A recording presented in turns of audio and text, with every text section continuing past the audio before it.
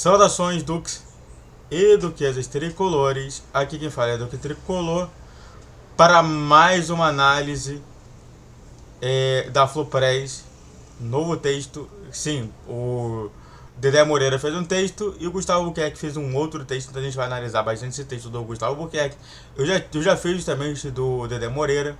Então sente no sofá ou na poltrona, deite na cama, relaxe, me escute e entre no divã. Caramba, tá lindo, hein? Olha, tá maravilhoso, cara. Até parece que eu coloquei alguma coisa aqui, mas não. É tudo iluminação natural. Bora. Flupress. De filho para pai. Eu gostei disso. Eu gostei. Isso aqui é interessante, assim, que ele poderia ter colocado o P ou A. De filho para pai. Mas pra realmente se tornar mais em coloquial, e o Gustavo Albuquerque, mesmo sendo um gênio na linguística, ele entende que esse tipo de texto ele não pode ser tanto do que ele é, entendeu? Um gênio, um cara que realmente trabalha muito bem com esse aspecto. Então, em vez de colocar de filho para pai, ele coloca de filho para pai. Adorei, adorei, adorei. É uma formatação mais coloquial da história. Maravilhoso, eu gostei. Vamos ver o que ele tá falando aqui. Eu só tô vendo aqui se tem. Texto legalzinho. A gente para aqui nessa publicidade aqui. Vamos lá. Meu pai me entregou a branca. Vai dar sorte. Vista essa. Então descemos 3 lances de escadas até a garagem. Entramos na velha Caravan. Bege e estofado marrom. Vamos lá. Vamos apontar aqui alguma coisa. Me trocou a branca, deve ser a camisa. Isso pode, inclusive, justamente que a gente pode falar que talvez a primeira camisa que o Gustavo Albuquerque pegou foi justamente a de cor branca, né? A segunda camisa. E é claro, né?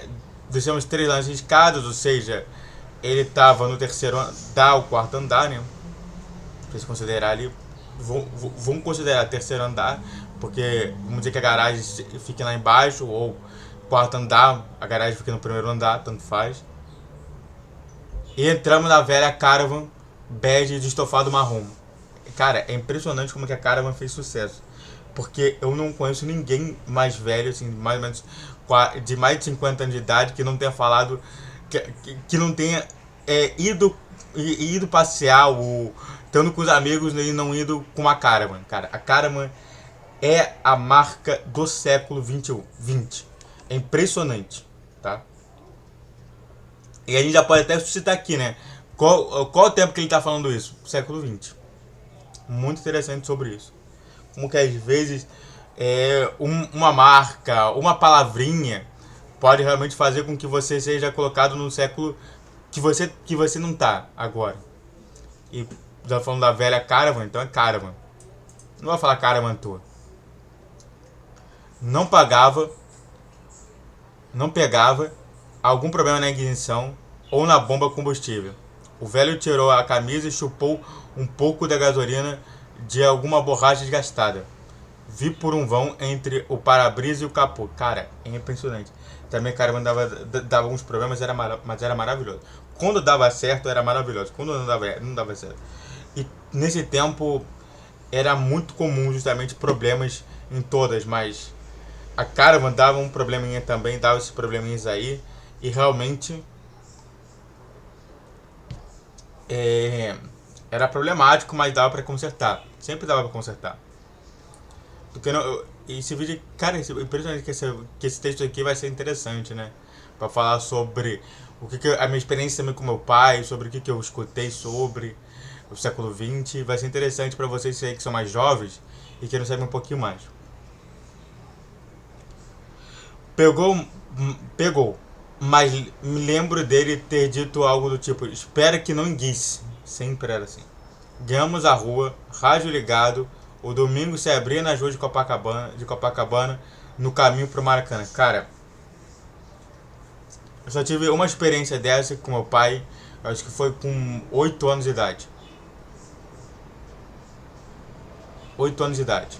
E era exatamente a mesma situação, que eu morava em Copacabana e fui pro Maracanã uma vez só. Aí depois de lá fiquei um tempo e realmente nem pensava muito em futebol. Fiquei um grande tempo, quer dizer. Eu tinha 7 anos, faz tempo pra cacete, mas ainda sou capaz de sentir o cheiro das cadeiras azuis do velho estádio. Hoje é o Maracanã 3.0 na verdade história. 2.0 era feinho e agora o 3.0 é lindo, né? Maravilhoso. Chegamos cedo, tomamos nossa Coca-Cola e assistimos a entradas em Fluminense e em campo de Fluminense e Vasco. Que maneiro, né? Se for a primeiro jogo que ele vai é clássico. O primeiro jogo que eu fui foi Fluminense e Santos, o Santos acabou ganhando. Acabou ganhando. Sacanagem. Eu estava numa pilha, era a primeira decisão do Maracanã. Nas mãos carregavam a bandeira do Fluminense, presente do meu avô, e mordia sem parar, consumido por um nervosismo que mais de 40 anos depois ainda não consigo explicar. Eu não tava tão nervoso assim não. Claro, ele deveria ser um pouquinho mais adulto, mas assim, sabe, é porque ainda não tinha tanto apreço pro futebol. Mas talvez se eu tivesse lá de novo hoje, eu ficava mais desesperado, tá? Gol do Vasco. De onde eu estava, pareceu olímpico. Não éramos favoritos, ao contrário. Tínhamos um time de garotos. Caramba, hein? Deve ter sido um tempo do Vasco, né? Aquele velho tempo do Vasco. Poderosíssimo. Veio o segundo tempo. E com ele foi apresentado pela primeira vez a um time campeão. Eita, vamos ver. Cada bola era desejada por nossos jogadores, todos de brancos como eu. E o que não se resolvia na técnica se resolvia na vontade. O 1-1 veio de cruzamento. A bola sobrou pro Cláudio Adão. Cara, Cláudio Adão era maravilhoso esse jogador. Que bateu por baixo do goleiro. Olha.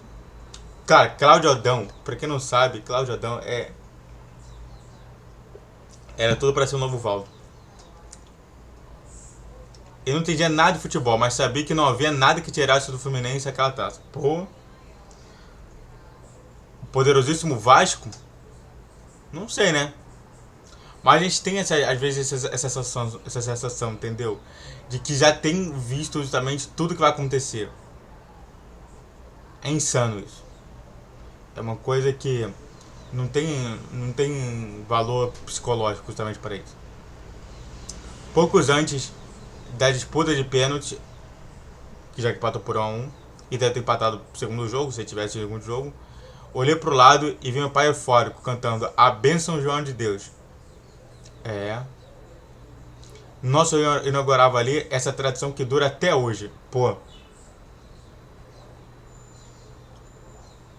É engraçado, né? Que enquanto o Flamengo ainda fala em inferno, pede ao demônio, a tudo ali, nós pedimos a Deus. Nós pedimos somente aquele que mais se aproximou de Deus, que foi João de Deus. Um papa, um dos melhores papas ali, o segundo melhor papa do século 20 e 21. O segundo melhor papa. Só pede pro eu acho que é melhor, não sei, eu tô pensando aqui. Mas tem sim, pô, papas excelentes. Esse daí foi um dos papas excelentes. E em pé, nas cadeiras, vimos nossos jogadores botando as bolas na rede, enquanto o adversário empilhava pênaltis perdidos. Mário Jorge bateu o último. Fluminense campeão. E choramos de alegria, acho que eu pelo Fluminense e meu pai por ter me batizado tricolor. Não, também pelo Fluminense. Todo mundo foca ali, né? Quando você vai pro estádio, cara, a primeira coisa que você tem que fazer é torcer pro seu time. Sabe? Existe existe uma coisa que dentro da psicologia existe chamada de intencionalidade, dentro da psicologia existencial humanista, que é a minha área. O Sartre ele falava sobre a intencionalidade das pessoas, tá? Que é justamente algo próprio da gente, que a gente vai de encontro para aquilo. O Victor Franco falava sobre a intencionalidade das coisas. Falou, por exemplo, cara, eu tô com uma camisa do Fluminense. Qual que é a intencionalidade minha? É mostrar que eu sou tricolor. É mostrar que eu torço pro Fluminense.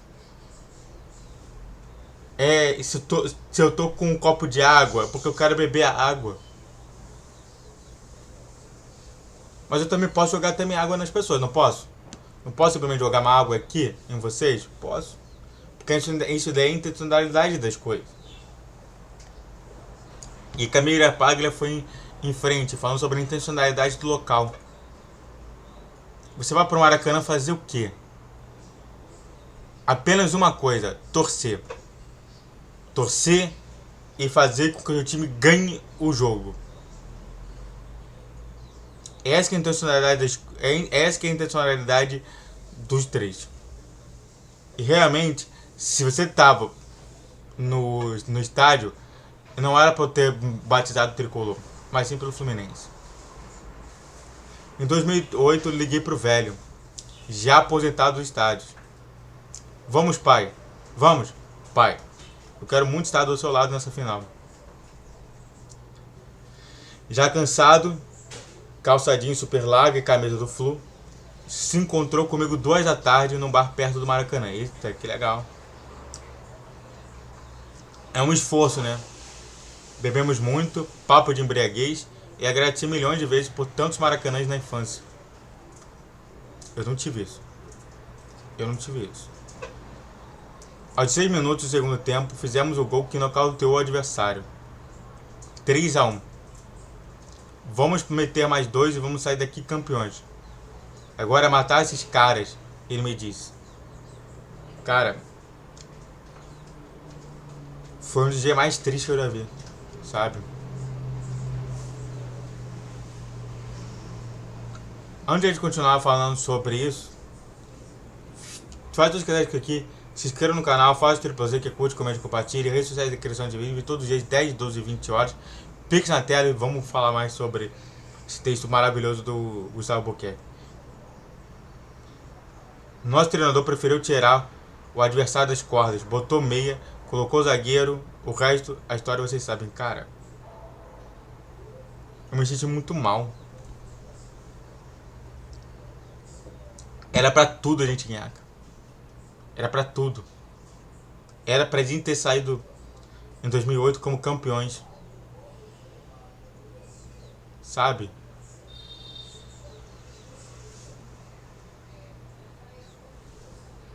Cara, até hoje, né? Até hoje, muito triste. Cara, não pergunte pro. Sabe aquelas questões assim? Não pergunte pra Luke Skywalker que é um pai dele. Não pergunte pra tal coisa que é tal coisa. E aí falar assim: não pergunte ao Fluminense o que foi 2008. Não pergunte. Só não pergunte, por favor. Sabe? 1980 e 2008 são exemplos do Fluminense. Esses recortes históricos pessoais eu tenho certeza que vocês também têm. Eu só tenho 2008 só. Em outras palavras, em outras datas, como outras companhias, em outros contextos. É chamada de transitoriedade da vida, né? Que a gente muda completamente. Gustavo Boquete antes estava falando com gente mais velha, mais realmente sábia. E hoje em dia eu tô vendo cada vez mais ele entrando, falando com a molecada, com a juventude. Eu tô gostando disso. Eu não sou tão moleque assim e tão juvenil. Tenho 29 anos, mas ainda assim, né? O processo de construção, ele é permanente. Todo dia você tem que mostrar pra quem você tá na sua volta porque é bom ser tricolor. Estudar história, Eu tenho vários vídeos no meu canal falando sobre isso. Então é maravilhoso. Vamos continuar aqui. Em 2023, eu sigo sem entender nada de futebol. E isso me gera nenhum incômodo. É uma opção. Uma deliberada opção de colocar o Fluminense acima do tecnicismo e da racionalidade. O futebol não importa, o Fluminense sim. É engraçado, né? Porque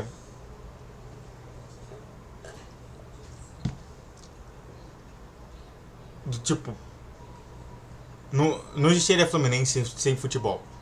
Tanto que o nosso clube é chamado Fluminense Futebol Clube. Mas sabe que às vezes aquilo que é próprio é exatamente isso, né? Aquilo que é próprio para si é justamente aquilo que mais chama atenção e mais traz a gente a vontade de entender melhor. O que é próprio para nós tricolores é o Fluminense. E o que é próprio para rubro-negros é o Flamengo, que é para os gigantes da colina, torcedor gigante da colina, como os vascaínos, né? Que é o Vasco, que são justamente os botafoguenses do Botafogo e não do futebol. Existe futebol dentro de campo. Os jogadores jogam futebol dentro de campo. Mas pra gente não se importa de futebol. A gente se importa realmente de vencer. E sempre realmente entrar no campo e sair comemorando porque a gente torceu bem e fez com que o time ganhasse. E realmente, e muita gente fala assim, mas será que a gente influencia? Influencia muito. Influencia muito a situação. Esse time do Diniz me trouxe um reencontro. Me traz João de Deus, me conecta com um tempo que não tem data e nem minutos. Ele tem cheiro de cadeira azul no Maracanã.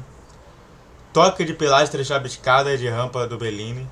Coreografia do casal 20 e fica impregnado na pele como um querido pó de arroz. Cara, tô gostando, né? Porque ele deixa bastante detalhe pra enriquecer muito mais o que ele sente.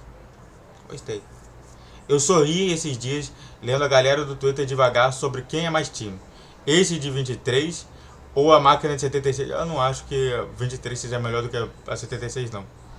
Isso não é uma pergunta que você faça, que nem tem resposta que se dê. Porque é tudo Fluminense. 76, 80, 2008. Pô, 2008 de novo, cara. Para de falar 2008, pelo amor de Deus. Fluminense é Fluminense no furor da vitória e tão Fluminense na tragédia e na derrota. Pô, até hoje eu me lembro, né, que a gente tava sendo rebaixado, mas por conta de um erro da Portuguesa e do Flamengo, a gente acabou somente segurando segurando ali. O Fluminense me imunizou. A mim e provavelmente a maior parte de vocês. Eu não vou falar que imunizou, porque isso daí era uma atividade. Eu falaria me socializou, me trouxe à sociedade, né? Humanizar é uma coisa maior do que o Fluminense. Eu falaria isso. Porque sabemos que nada por aqui vem de bandeja. Nem tão o arcabouço mediático de alguns rivais, nem a perversa distribuição de renda que os beneficiam. Exatamente, do Vasco e do Flamengo, né? Sempre deixando para trás o Fluminense e o Botafogo. Não tem oba-oba carnavalizado e travestido de imprensa. Tampouco a simpatia de quem não seguiu o efeito manada e se manteve tricolor, mesmo diante de tanto percalço e dificuldade. É muito fácil ser flamenguista. Muito fácil. Muito fácil. Ainda mais hoje. Muito fácil. Não sabe o que é, fica chorando, fica esperneando e sinceramente mesmo, eu só ri da cara. Só ri de cara de flamenguista fazendo isso. Fluminense 2010, 2012 é o mesmo Fluminense que dançou com o diabo no fim da década de 90. Vocês compreendem? Cara, é impressionante. Em 2009 a gente teve um grande problema. 2010 a gente foi campeão. 2011 a gente teve grande problema. 2012 a gente foi campeão. 2013 eu acho que foi o maior problema de todos. Pra você ver só. Então a gente sempre sambou justamente perto justamente do inferno. Eu aprendi em 80, reafirmei em 2008 e tive delicioso de avô há 2 semanas e um dos maiores fla-flus de todos os tempos. Eu não acho que seja tanto maior fla-flu não. Eu queria que fosse um Fla-Flu gigante, mas um time que realmente tava realmente desmotivado. Eu via justamente no Flamengo uma coisa que é muito triste, cara. Era não ter rival. Ali era para ter, ali era um jogo de não ter rival. Você tinha ali o Gabigol que quer muito sempre vencer, que quer, porque adora se transmitir como vencedor. Mas, pô, naquele jogo ali, eu não vi esse Gabigol. Eu não vi ninguém perto disso. Pra você ver só, o Ayrton Lucas fez o gol e sabe, tava cagando pro jogo. Então não, eu não acho que seja o maior Fla-Flu, não. Não acho, não. Ou a gente vai buscar com a confiança pra ou tira da gente. Esse time do Diniz vai buscar com confiança pra Eu acho que o Diniz tá tendo um certo rumo legal, mas eu sempre paro e penso, né? Sobre isso tudo. Cara, é impressionante como eu tenho de confiança de tudo, né?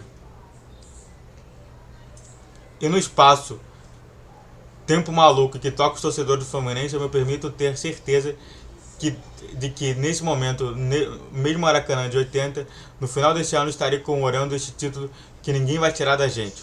Caraca, vai com calma, cara. Porque esse time do Diniz, muito mais que jogar, é mais do que qualquer outro, quer mais que qualquer outro. Sabe? Eu acho que essa vontade somente de tanto ganhar a Libertadores, que pra mim eu tenho muita vontade de ganhar, pode também ser a situação que mais impede a gente. Sabe?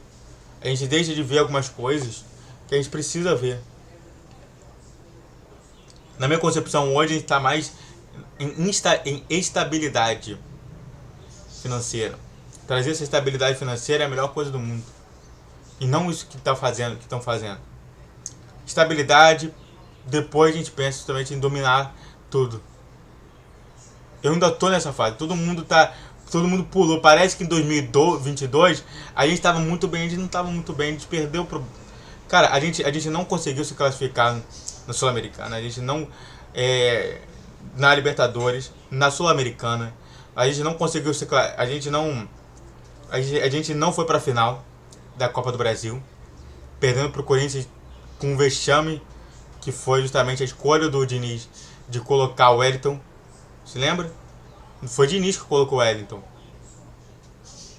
E por fim, mas não também menos importante, o brasileiro, que a gente só chegou em terceiro lugar, mesmo com apenas Copa do Brasil e Campeonato Brasileiro. Ou seja, vamos com calma. E quando isso acontece, amigos, mas quando acontece de verdade, a gente reconhece e já começa a apresentar onde será o show pós-título. Cara, é isso que eu te falo, olha só a expectativa que se cria. Eu não gosto muito disso. E na boa, já cai ficha pra todo mundo, não cai ficha pra mim. Eu falo pra vocês o tempo inteiro. Na minha concepção, o Fluminense ainda tá aqui, ó. O Flamengo ainda tá um degrau na frente. A gente precisa tentar chegar àquele degrau, mas entender que daqui do degrau para esse degrau é muita coisa que vai ter que acontecer. Como diz meu amigo Leonardo Bagno, a hora é de botar dois passarinhos nos ombros, abusar da umidade frescana, mas deixar quente, carregando o peito os sentimentos de quem ninguém tira da gente. Cara, se a torcida vibrar nessa confiança de time e seguir querendo ninguém tira não. Isso vai acontecer, o Fluminense será campeão, eu não vou falar isso. Eu estarei lá para viver isso, se Deus quiser, a hora do meu pai. Sabe? Por que eu não tô falando sobre isso? Porque, cara, muita gente tá confiando muita coisa e que não existe na verdade a história. Há muita situação que pode realmente tirar da gente. A gente já viu, por exemplo, que o próprio The Strongest quase realmente produziu um problema pra gente, de empate. E aí? O que eu tô falando é o seguinte, vamos com calma. Vamos ter certeza assim, a gente pode ganhar, mas não ter certeza. A gente não tá no nível de Palmeiras. A gente não tá no nível de Atlético Paranaense. A gente não tá no nível de Flamengo. Por favor, vamos com calma, tá? Se inscreve no canal, faça o triplo C, que é curte, comente, compartilhe, rede social na questão de vídeo todos os dias, 10, 12 e 20 horas, Pix na tela e saudações tricolores.